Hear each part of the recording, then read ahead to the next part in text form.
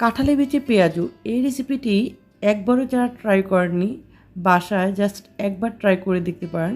এত মজাদার একটা রেসিপি যেটা বাসায় জাস্ট একবার ট্রাই করলে বুঝতে পারবেন। আসসালামু আলাইকুম প্রিয় দর্শক, আশা করছি যে যেখান থেকে দেখছেন সবাই ভালো আছেন। এখানে আমি কিছু কাঁঠালে বিচি উপর যে স্কিনটা ফেলে দিয়েছি, ফেলে এগুলোকে একটু ভেজে নিব। তবে এগুলো ভাজার সময় চেষ্টা করবেন চুলাটাকে মিডিয়ামে রেখে তারপর ভাজার, এতে করে কিন্তু ভাজাটা খুব সুন্দর হবে। দেখুন ঠিক এরকমটা করে আমি ভেজে নিয়েছি। আজকের রেসিপিটা কিন্তু একদমই ইউনিক একটা রেসিপি। এই রেসিপিটা যে এত মজা হবে আসলে আমি আগে কখনো করিনি, মানে একদমই ভিন্ন রকম একটা রেসিপি।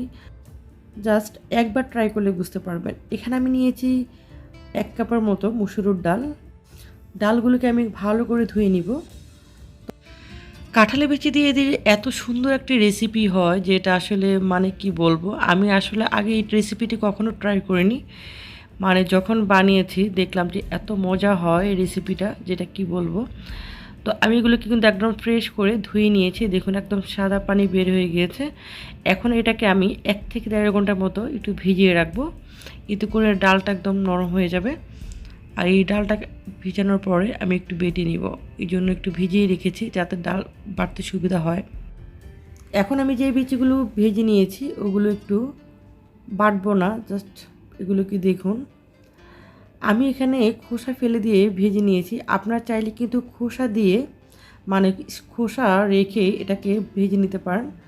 আমরা যখন কাঁঠালি বিচির ভর্তা করি তখন কিন্তু দেখবেন আমরা অনেকটা চেষ্টা করি মানে একদম বেটে নেওয়ার, এগুলো কিন্তু ওরকম হবে না, একদম মিহি হবে না, জাস্ট একটু আস্তে আস্তে থাকবে। এই জন্য কী করবেন, এই যে কাঁঠালি বিচিগুলো যখন ভাজবেন তখন কিন্তু খুব সুন্দর করে ভাজবেন। দেখুন আমি কিন্তু মানে বিচিগুলো যখন ভেজেছি তখন কিন্তু একটু হালকা হালকা একটু পোড়া লেগেছে, আর একদম ভালো করে ভেজে নিয়েছি।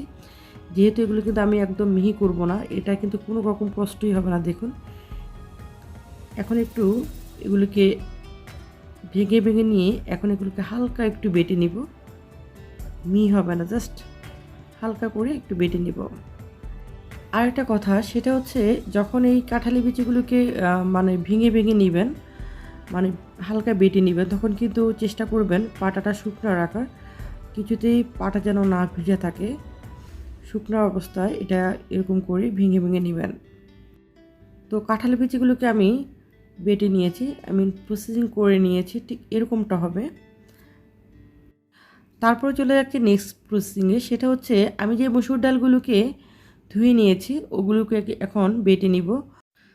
তো এই ডাল বাটার মধ্যে কিন্তু একটা টিপস আছে, যেটা ছোট্ট একটি টিপস, সেটা হচ্ছে এই ডাল বাটা যখন বেটে নেবেন, বাটুন আর ব্লেন্ডার করুন, যেটাই করুন না কেন, এটাই কিন্তু একদম মিহি করবেন না। ডালগুলোকে এমনভাবে বাটবেন যাতে ডালগুলো একদম মিহি না হয়, মানে আধা বাটা হয়, তাহলে কিন্তু এই যে পেঁয়াজুটা এই পেঁয়াজুটা খেতে বেশি ভালো লাগবে। ঠিক এরকমটা হবে। দেখুন যদি বাসায় কেউ এই রেসিপিটা ট্রাই করেন তাহলে কিন্তু অবশ্যই আমাকে কমেন্টস করে জানাতে ভুলবেন না, কারণ এটা আমি কিন্তু সম্পূর্ণ আমার নিজের আইডিয়া থেকে করেছি। জানেন আপনাদের কেমন লাগবে, তবে এই রেসিপিটাতে এত মজার হয়, আমার বাসায় যারা খেয়েছেন তারা কিন্তু খুবই প্রশংসা করেছেন। তো আমি এগুলোকে বেটে নিয়েছি, তারপরে দিয়েছি পেঁয়াজ কুচি। পেঁয়াজ কুচিটা একটু বেশি পরিমাণে দেওয়ার চেষ্টা করবেন। তারপরে দিয়েছি কাঁচামরিচ। আপনারা যদি ঝাল বেশি খান তাহলে কিন্তু অবশ্যই কাঁচামরিচটাকে বেশি পরিমাণে দিবেন, কারণ কাঁচামরিচ বেশি দিলে খুবই ভালো লাগে। তারপরে দিয়েছি স্বাদ মতো লবণ, আর দিয়েছি হলুদ, আর এর সাথে দিতে পারেন ধনেপাতা কুচি, যদি আপনার বাসায় থাকে তাহলে কিন্তু দিলে আরও একটা সুন্দর একটা ফ্লেভার আসবে, খেতেও ভালো লাগবে। এখন এগুলোকে হাত দিয়ে ভালো করে মিক্সড করে নিয়েছি। আপনার কাছে যদি মনে হয় এই কাঁঠালি বিচি দেওয়ার কারণে যদি ড্রাই মনে হয় তাহলে কি করবেন, হালকা জাস্ট 1 টিস্পুনের মতো পানি দিয়ে দিবেন। তারপরে চলে যাচ্ছে নেক্সট স্টেপে, সেটা হচ্ছে এখানে একটি ফ্রাই প্যানে আমি দিয়ে দিয়েছি পরিমাণ মতো তেল। আজকের এই রেসিপিটি কিন্তু আপনারা বিকেলে নাস্তা হিসেবে পরিবেশন করতে পারেন, অথবা দুপুরে যে ভাত খাবেন ওই ভাতের সাথেও কিন্তু পরিবেশন করতে পারেন। গরম ভাত দিয়ে কিন্তু এটা অনেক মজা লাগে। আমি যেমন গরম ভাতের সাথে এটা পরিবেশন করেছি, আসলে খুবই মজা হয়েছে, আর এমনিতেও খেতে অনেক মজা হয়। আর এটা শেপটা যে এই শেপটা কিন্তু ঠিক আমি এরকম করে দিয়েছি।